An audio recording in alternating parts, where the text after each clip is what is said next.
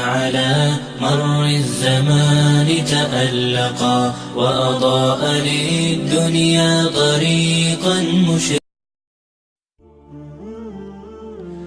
asalaamu calaykum waraxmatullaahi wabarakaatuhu. xili walba waxaa inooga barateen inaan idiin soo gudbino qisooyinka mudan in lagu cimro qaato. qiso cajiiba oo cimro qaadasho mudan. nin baa u yimid cumar bin khadaab radiallahu canhu. ninka wuxuu watay wiil yar. cumar ayaa yidhi, waxaan arkay maanta wax yaab leh, weligay maanan arkin nin cunugiisa saa nugu egyahay. markaasuu ninkii yidhi, cumarow, ma og tahay wiilkan inay hooyadiisa ay dhashay iyadoo meed ah? markaasuu cumar radiallahu canhu intuu fadhiga bedelay ku yidhi, bal iiga sheekay sidee u dhashay ayadoo meed ah? ninkii wuxuu yidhi, wiilkan isagoo caloosha hooyadii ku jira ayaa safar isoo galay. markaasi ayay hooyadiisii tiri, halkee nooga tegaysaa anoo xaamilo ah oo dhali rabo? haddaba markaan albaabka guriga ka sii baxayay ayaan caloosheeda gacantayda saaray oo aan idhi, ilaahay ow adigan kugu ammaanaystay wiilkayga. intaas kadib ayaan safarkii u baxay. haddaba markaan safarkii ka soo laabtay ayaan imid gurigii oo xiran. kadib deriska ayaa ii sheegay inay xaaskayga dhimatay.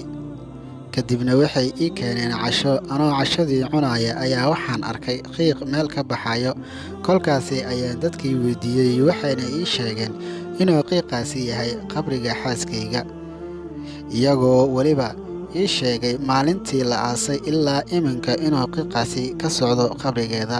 wallaahi aan dadka oo dhan uga aqoon badanahay inay ahayd qof taqiyad, saalixad, soon badan oo wixii xun reebta, wixiisanna dadka farta. kolkaasi ayaan dadkii ku yidhi, soo baxa oo iraaca aan soo aragne.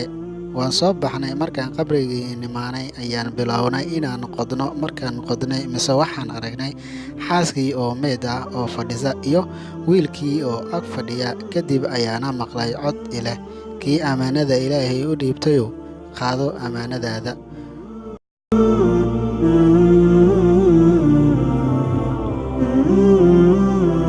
haddaba qisadani culummada waxay yidhaahdeen, hadduu dhihi lahaa ilaahow wiilkayga iyo xaaskayga ama wiilkayga iyo hooyadiis ayaan kugu ammaanaystay, ayadoo nool buu ugu imaan lahaa. laakiin qadarta allah ayaa ahaa inuusan sidaa dhihin, oo waqtigeeda ayaa inta kuwa ka.